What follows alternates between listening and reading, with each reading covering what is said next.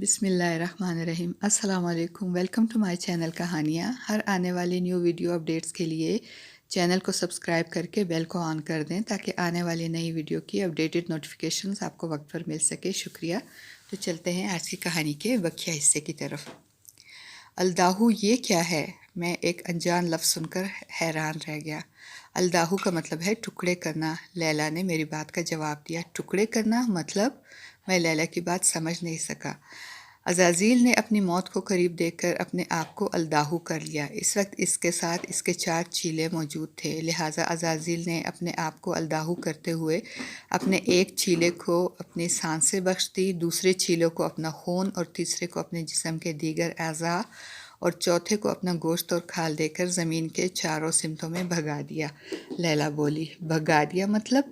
ہاں، عزازیل نے اپنے جسم کو 4 ٹکڑوں میں تقسیم کر کے اپنے 4 چیلوں میں بانٹ دیا اور ایک چیلے کو مشرق، دوسرے کو مغرب، تیسرے کو شمال اور چوتھے کو جنوب کی جانب روانہ کر دیا۔ لیلا نے تفصیل بتائی۔ اوہ، تو اس کا مطلب ہے صدیوں بعد عزازیل اپنے چیلوں سے اپنے جسم واپس لے رہا ہے؟ میں نے حیرت سے پوچھا۔ لیلا نے اقرار میں سر ہلا دیا۔ تمہاری بات یعنی کہانی کے طور پہ تو بہت اچھی ہو سکتی ہے مگر عقل میں نہیں سما رہی۔ میں نے لیلا سے کہا، تمہارے ساتھ یہی مشکل ہے کہ تم ہر چیز کو اپنی عقل کی کسوٹی پر پرکھتے ہو، جبکہ دنیا میں ہزاروں نہیں لاکھوں ایسی پراسرار باتیں ہیں جن کا جواب عقل کے پاس نہیں ہے۔ لیلا میری بات سن کر بولی، اگر تمہاری بات سچ مان لے تو اس کا مطلب ہے عزازیل کا ابھی ایک شکار اور باقی ہے جس سے عزازیل اپنا گوشت اور کھال واپس لے گا۔ میں سوچتے ہوئے بولا، یقیناً وہ کون ہو سکتا ہے؟ میں سوچنے لگا۔ عزازیل کے 4 چیلے سامی نسل سے تعلق رکھتے تھے۔ لیلا نے میری بات کا جواب دیا۔ قاہرہ کی 20% سے زیادہ آبادی سامی نسل سے تعلق رکھتی ہے۔ اب پولیس کس سامی نسل کے بندے کی نگرانی کریں؟ ہمارے چیف آئرم خود سامی نسل سے تعلق رکھتے ہیں۔ میں نے لیلا کو جواب دیا، میں یہ بات نہیں کہہ رہی کہ تم سامی نسل کے ہر شخص کی نگرانی کرو۔ میں نے ایک بات کہی ہے، اب تم دیکھو رجائن، سلیان اور اشرف بھائی سامی نسل سے ہی تعلق رکھتے تھے کہ نہیں؟ جواب دیتے دیتے لیلا نے سوال کیا تو میری گردن اقرار میں ہل گئی۔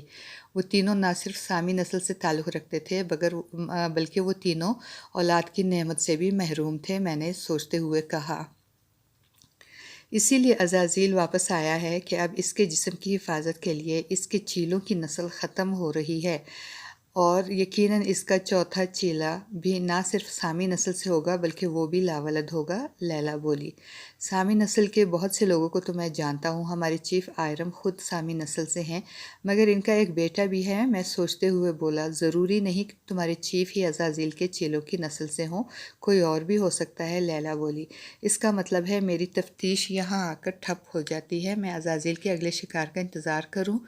میں بولا، نہیں، سب سے پہلے تم مسٹر رجائن کے گھر جا کر معلوم کرو کہ کیا یہ چمگادڑ نما جانور رجائن کی موت سے پہلے ان کے گھر کے آس پاس نظر آیا، اور پھر اپنے آدمیوں کو اس چمگادڑ کی تلاش میں لگا دو۔ جہاں یہ چمگادڑ ہوگی وہیں عزازیل کا اگلا شکار ہوگا۔ لیلا بولی تو میں اچھل پڑا، یہ تم نے پوائنٹ کی بات بتائی ہے، میں ابھی رجائن کے گھر جاتا ہوں اور ساتھ ہی تمام جگہوں پر اس چمگادڑ کی تصویریں بھی بھیج دیتا ہوں کہ کسی کو یہ چمگادڑ نظر آئے تو فوراً اطلاع دیں۔ میں نے کہا تو لیلا نے سر ہلا دیا۔ پھر میں نے اپنے موبائل سے چمگادڑ کی کئی تصاویریں بنائیں اور لیلا کے گال پر پیار کرتے ہوئے رجائن کے گھر کی جانب روانہ ہوا۔ رجائن کے گھر پہنچ کر جب میں نے رجائن کی بیوی کو اس چمگادڑ کی تصویر دکھائی تو وہ فوراً ہی اس منحوس چمگادڑ کو پہچان گئی اور اس نے بتایا کہ رجائن کی موت سے کئی دن قبل اس چمگادڑ نے ان کی چھت پر اپنا گھر بنا لیا تھا اور رات دن وہیں پر الٹی لٹکی رہتی تھی۔ مسز رجائن نے بتایا اور ان کی بات سن کر میں سیدھا اپنے دفتر پہنچا تاکہ فیلڈ میں موجود لوگوں کو اس چمگادڑ کی تصویریں بھیج سکوں۔ دفتر پہنچ کر معلوم ہوا کہ چیف ابھی تک دفتر نہیں پہنچا۔ یہ خلاف معمول بات تھی، چیف کبھی لیٹ نہیں ہوتے تھے اور اگر انہیں کہیں جانا ہوتا تھا یا دفتر سے چھٹی کرنی ہوتی تھی تو وہ اپنی سیکرٹری کو ضرور مطلع کرتے تھے۔ لہٰذا میں نے چمگادڑ کی تصویر بھیجنے کے بعد چیف آئرم کو فون کیا۔ بیل مسلسل بج رہی تھی مگر فون کسی نے نہیں اٹھایا۔ بیل بج کر بند ہو گئی تو میرے ماتھے پر شکنیں گہری ہو گئی۔ اسی وقت میرا موبائل بجنے لگا۔ میں نے جیب سے موبائل نکال کر دیکھا، اسکرین پر چیف کا نام جگمگا رہا تھا۔ السلام علیکم چیف، آپ آج آفس نہیں آئے؟ میں نے سلام کے بعد کہا۔ کیس جتنی جلدی ہو سکے میرے گھر آ جاؤ۔ چیف نے میری بات سنتے ہوئے کہا، کیا ہوا سر، خیریت تو ہے؟ میں نے چیف کی آواز سنتے ہی کہا۔ چیف کی آواز میں نقاہت نمایاں تھی۔ کیس وقت ضائع نہ کرو، فوراً میرے گھر آ جاؤ۔ چیف نے اتنا کہہ کر رابطہ منقطع کر دیا۔ چیف کی پریشانی زدہ آواز نے میرے اندر خطرے کی گھنٹی بجا دی، لہٰذا میں کوئی وقت ضائع کیے بغیر آندھی و طوفان کی طرح چیف آئرم کے گھر کے جانب روانہ ہو گیا۔ جب میں چیف آئرم کے گھر کے سامنے پہنچا تو میں حیران رہ گیا۔ چیف کے گھر کے باہر لگے درخت پر سینکڑوں بھیڑیے کی منہ والی چمگادڑیں بیٹھی تھیں اور اپنی سرخ سرخ آنکھوں سے چیف کے گھر کے دروازے کو گھور رہی تھی۔ وہ چمگادڑیں اتنی زیادہ تعداد میں تھی کہ سارا درخت سیاہ نظر آ رہا تھا۔ او میرے خدا! اس کا مطلب ہے کہ عزازیل اس وقت چیف کے گھر میں ہے اور اس کا اگلا شکار چیف آئرم ہے، میں نے سوچا اور جلدی سے اپنی جیپ سے اتر کر چیف کے دروازے کے سامنے پہنچا اور اطلاعی گھنٹی بجائی۔ گھنٹی بجتے ہی دروازہ کھولا اور دروازے میں چیف کا چہرہ نظر آیا۔ جیسے ہی چیف کا چہرہ دروازے میں نمودار ہوا، درخت میں بیٹھی سینکڑوں چمگادڑیں اپنی کھری آواز میں چیخنے لگی۔ اتنی زیادہ تعداد میں چمگادڑوں کے چیخنے کی آواز میرے کانوں کو نہایت ناگوار گزری۔ میں نے جلدی سے اپنے دونوں ہاتھ اپنے کانوں پر رکھ لیے۔ چیف نے میرا بازو پکڑا اور مجھے گھسیٹ کر گھر کے اندر کیا اور ساتھ ہی دروازہ بند کر دیا۔ دروازہ بند ہوتے ہی تمام چمگادڑیں خاموش ہو گئی۔ چیف یہ کیا ہے؟ میں نے حیران ہو کر کہا۔ اندر آؤ، میں تمہیں سب کچھ بتاتا ہوں۔ چیف اتنا کہہ کر مجھے ایک کمرے میں لے گئے اور مجھے صوفے پر بیٹھنے کو کہا اور خود میرے سامنے دوسرے صوفے پر بیٹھ گئے۔ میں صوفے پر بیٹھنے کے بعد چیف کی جانب دیکھ رہا تھا۔ چیف کافی پریشان نظر آ رہے تھے، ان کے ماتھے پر گہری شکنیں پڑی ہوئی تھی۔ جی چیف، آپ مجھے کچھ بتا رہے تھے۔ جب طویل خاموشی کا وقفہ طویل ہونے لگا تو میں نے چیف کو پکارا۔ میرے پکارنے پر ایسا لگا جیسے چیف گہری نیند سے جاگے ہو، وہ دوبارہ زندہ ہو گیا ہے اور اپنی امانت لینے کے لیے آنے والا ہے۔ چیف نے بڑبڑانے کے انداز میں کہا، کس کی بات کر رہے ہیں آپ؟ میں نے پوچھا۔ اس شیطان کی۔ عزازیل۔ میں نے جیسے ہی عزازیل کا نام لیا چیف اچھل پڑے۔ تم عزازیل کے متعلق کیسے جانتے ہو؟ لیلا نے مجھ سے پوچھا تو میں نے لیلا سے سنی ہوئی ساری کہانی اس کو بتا دی۔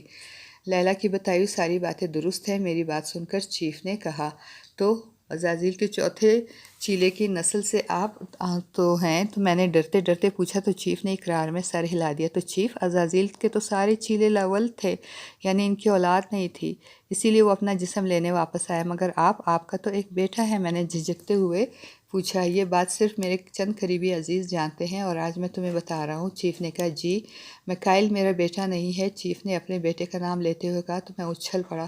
آپ کا بیٹا نہیں ہے؟ کیا مطلب؟ میں حیران رہ گیا۔ جب کافی سال میرے گھر اولاد نہیں ہوئی تو میں نے اور میری بیوی نے یتیم خانے سے ایک لاوارث بچہ گود لے لیا، وہ بچہ میکائل ہے۔ چیف نے انکشاف کیا۔ اوہ، یہ بات صرف تم اپنے حد تک ہی رکھنا، میکائل کو اس بات کا پتہ نہ چلے۔ چیف نے مجھ سے رازداری کا وعدہ لیا۔ میکائل اس وقت کہاں ہے؟ میں نے چیف سے پوچھا۔ وہ اپنے دوستوں کے ساتھ دوسرے شہر گیا ہوا ہے، چیف نے بتایا۔ عزازیل سے بچنے کا کوئی طریقہ نہیں ہے؟ کچھ دیر بعد میں نے چیف سے پوچھا۔ ہے، اسی لیے میں نے تمہیں یہاں بلایا ہے، چیف نے کہا۔ کیا طریقہ ہے؟ تم نے اس کیس پر بڑا کام کیا ہے اور تمہاری بیوی لیلا کو عزازیل کے بارے میں کافی معلومات ہے اور تم عربی النسل بھی ہو۔ ہماری قدیم کتابوں میں لکھا ہے کہ عزازیل کی موت ایک عربی النسل شخص کے ہاتھوں سے ہی ہوگی۔ چیف بولے۔ میں خاموشی سے انہیں سن رہا تھا۔ مجھے اسے مارنے کے لیے کیا کرنا ہوگا؟ میں نے پوچھا۔ تمہیں بیت اللبین جانا ہوگا۔ چیف نے قاہرہ سے چند گھنٹے کے مسافت پر ایک دوسرے شہر کا نام لیا۔ بیت اللبین؟ میں بڑبڑایا۔ ہاں، وہاں قدیم سامی نسل کا ایک قبیلہ آباد ہے اور وہاں کے مذہبی رہنما تمہیں صحیح گائیڈ کر سکتے ہیں، چیف نے کہا۔ اوہ، تم ابھی نکل جاؤ بیت اللبین کے لیے، چیف نے مجھے کہا۔ لیکن چیف، آپ کو اس حالت میں چھوڑ کر میں کیسے جا سکتا ہوں؟ میں نے کہا۔ میری موت یقینی ہے، مگر ہمیں ہر حالت میں عزازیل کو روکنا ہوگا، ورنہ دنیا کو اس کے خطرناک نتائج بھگتنا ہوں گے، چیف نے کہا۔ لیکن کچھ نہیں، تم فوراً بیت اللبین کے لیے نکلو۔ چیف نے میرا بازو پکڑ کر مجھے کھڑا کرتے ہوئے کہا۔ چیف، کوئی ایسی صورت نہیں ہو سکتی کہ آپ کی جان بچ جائے؟ میں نے دروازے کے پاس رکتے ہوئے پوچھا۔ نہیں، میرا گوشت اور کھال عزازیل کی امانت ہے اور وہ ہر حالت میں اسے لے کر رہے گا، بس تمہیں عزازیل کو روکنا ہوگا۔ جاؤ میرے بچے، خدا تمہیں کامیاب کرے۔ چیف کی آواز رند گئی اور میں نے آنسو پیتے ہوئے دروازہ کھول کر باہر نکل آیا۔ جیسے ہی میں باہر نکلا، درخت پر بیٹھی سینکڑوں چمگادڑیں اپنی خوفناک بھیانک آواز میں چیخنے لگیں۔ میں کان دبا کر اپنی جیپ کے جانب بڑھا۔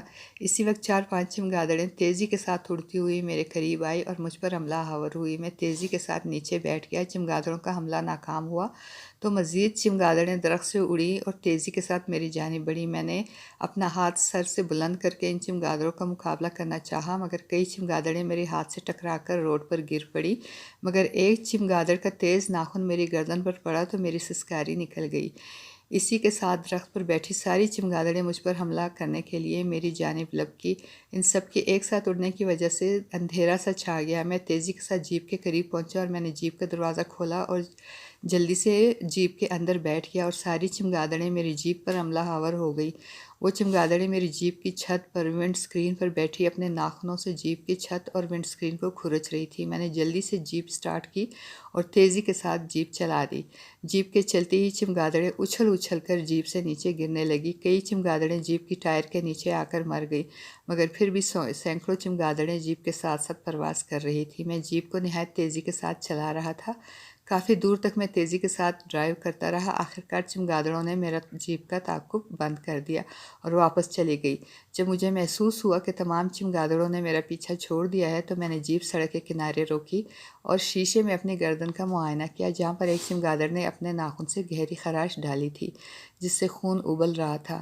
میں نے اینٹی سیپٹک سے خون صاف کیا اور جیپ میں رکھی دوا خراش پر لگائی، اور پھر میں نے موبائل نکالا تاکہ لیلا کو فون کر سکوں، کیونکہ اب تک مجھے لیلا کی کہانی پر یقین نہیں تھا، مگر چیف آئرم کی بات سن کر مجھے لیلا کی کہانی سچ معلوم ہونے لگی۔ لہٰذا میں اسی سلسلے میں لیلا کو فون کرنا چاہ رہا تھا۔ موبائل نکال کر میں نے دیکھا کہ موبائل کی اسکرین پر 3-4 مس کالز تھی، اور مس کال لیلا کی تھی۔ شاید وہ مجھے کال کرنا چاہ رہی تھی، مگر بھاگ دوڑ میں مجھے موبائل کی رنگ ٹون نہیں سنائی دی۔ میں نے جلدی سے ری ڈائل کا بٹن دبایا تو کال لیلا کو جانے لگی۔ ہیلو لیلا، کال ملتے ہی میں نے کہا، ہاں ہیلو کیس، میں تم کو کب سے کال کر رہی تھی مگر تم نے کال ریسیو ہی نہیں کی۔ میری آواز سنتے ہی لیلا نے گلہ کیا، لیلا، عزازیل کا چوتھا شکار چیف آئرم ہی ہے۔ میں نے لیلا کا گلہ نظر انداز کرتے ہوئے لیلا سے کہا، کیا؟ مگر میری معلومات کے حساب سے تو عزازیل کا چوتھا شکار سامی نسل سے ہونے کے علاوہ بے اولاد بھی ہوگا۔ لیلا کے لہجے میں حیرت تھی۔ چیف بے اولاد ہی ہے؟ ان کا تو ایک بیٹا ہے نا، کیا نام ہے؟ ہاں یاد آیا، میکائل، یہی نام ہے نا اس لڑکے کا؟ لیلا سوچتے ہوئے بولی، وہ لیپالک ہے، چیف آئرم کی اپنی بھی کوئی اولاد نہیں ہے، میں نے لیلا کو بتایا۔ اوہ، لیلا کے منہ سے بے اختیار نکلا۔ لیلا، ایک اہم بات ہے، میں شاید 1-2 دن گھر نہ آ سکوں۔ میں نے لیلا سے کہا، کہیں جا رہے ہو تم؟ ہاں، میں بیت اللبین جا رہا ہوں، میں نے لیلا کو جواب دیا۔ بیت اللبین؟ قدیم سامی نسل کے قبیلے کے مذہبی رہنما سے ملنے؟ لیلا کے لہجے میں اشتیاق تھا۔ ہاں، تو تم فوراً مرکزی ریلوے اسٹیشن پہنچ جاؤ، میں اس وقت وہیں پر ہوں، اور میں بھی بیت اللبین جا رہی ہوں، لیلا نے جواب دیا۔ تو میں حیران رہ گیا۔ تم کیوں بیت اللبین جا رہی ہو؟ میں نے حیران ہو کر پوچھا۔ تمہیں اندازہ نہیں کیس، لیلا نے ایک آہ بھرتے ہوئے کہا، تمہیں معلوم ہے کہ عزازیل راسیس کے بال حاصل کرنے میں کامیاب ہو گیا ہے تو دنیا کے لیے کتنا خطرناک ہو سکتا ہے، ہمیں ہر حال میں اسے روکنا ہوگا۔ لیکن لیلا، تم کیا کر سکتی ہو؟ میں لیلا کے پریشان ہو گیا۔ میں موت کی وادی میں جا رہی ہوں جو بیت اللبین سے آگے تپتے ریگستان کے درمیان میں ہے، وہاں مجھے قدیم سامی نسل کے مذہبی رہنما سے ملنا ہے، وہی ہے جو ہمیں راستہ دکھا سکتے ہیں جس پر چل کر ہم عزازیل کو روک سکتے ہیں۔ لیلا بولی، مذہبی رہنما؟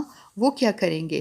میں نے حیران ہو کر پوچھا۔ دنیا میں شیطانی طاقتوں کے ساتھ روحانی طاقتیں بھی ہیں، اس لیے مجھے مذہبی رہنما سے ملنا ہے، لیلا نے جواب دیا۔ لیکن اگر تم اکیلے کیسے جاؤ گی؟ کہیں تمہیں کچھ ہو گیا تو؟ میں نے خدشہ ظاہر کیا۔ دنیا کے اربوں انسانوں کو بچانے کے لیے اگر میری جان قربان ہوتی ہے تو یہ منافع کا سودا ہوگا، لیلا بولی۔ لیلا کی بات سن کر میں چیخ اٹھا، تم اسٹیشن پر رکو، میں بھی تمہارے ساتھ چلوں گا۔ میں نے اتنا کہہ کر رابطہ منقطع کیا اور جیپ سٹارٹ کر کے تیزی کے ساتھ ریلوے اسٹیشن کی جانب چل دیا۔ ٹرین میں لیلا کے ساتھ سفر کرتے ہوئے میں اپنے آپ کو کسی پراسرار فلم کا ہیرو سمجھ رہا تھا جو نہ صرف اپنی ہیروئن بلکہ پوری انسانیت کو بچانے کے لیے اپنی جان کی بازی لگا دیتا ہے۔ تیز رفتار ٹرین نے 6 گھنٹے بعد ہمیں بیت اللبین کے ریلوے اسٹیشن پر اتار دیا۔ اسٹیشن پر اترتے ہی میں نے چاہا کہ کسی ہوٹل میں چند گھنٹے آرام کیا جائے، مگر لیلا کو منزل پر پہنچنے کی بہت جلدی تھی، لہٰذا ہم نے ایک ٹیکسی لی اور 2 گھنٹے بعد ایک صحرائی علاقے میں پہنچ گئے۔ یہاں کے زیادہ تر لوگ سامی نسل سے تعلق رکھتے تھے اور قدیم مصری زبان بولتے تھے۔ چند ایک کو عربی بھی آتی تھی، مگر زیادہ تر لوگوں کی مقامی زبان ہی بول رہے تھے۔ خوش قسمتی سے لیلا کو یہ زبان نہایت اچھی طریقے سے آتی تھی، لہٰذا ہمیں کوئی مشکل پیش نہیں آئی۔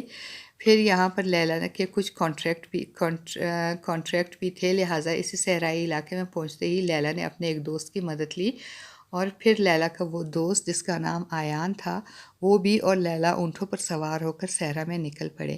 میں تو چاہ رہا تھا کہ کچھ دیر آرام کیا جائے، مگر لیلا کی سنجیدگی دیکھتے ہوئے میں نے آرام کرنے پر اصرار نہیں کیا، ورنہ صبح سے میں بھاگ دوڑ کر رہا تھا، لہٰذا اس وقت میرا جسم ٹوٹ رہا تھا، اور اوپر سے اونٹ کا سفر، وہ بھی ریگستان میں،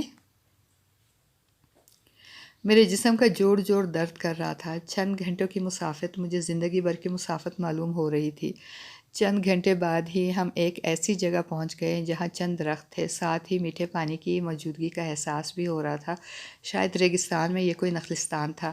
یہاں جھونپڑیاں بنی ہوئی تھی۔ لیلا اور آیان ان جھونپڑیوں کے سامنے اونٹوں سے اتر گئے تو میں بھی اپنے اونٹ کو بٹھا کر اس پر سے اترا، اور ہم لوگ اونٹوں کی نکیل تھام کر پیدل جھونپڑیوں کے درمیان پہنچے۔ ان جھونپڑیوں کے بالکل درمیان میں ایک نسبتاً بڑی جھونپڑی کے سامنے لیلا اور آیان رکے تو میں بھی رک گیا۔ پھر لیلا نے جھونپڑی کے باہر کھڑے ایک نوجوان سے کچھ کہا تو وہ جھونپڑی کے اندر گیا۔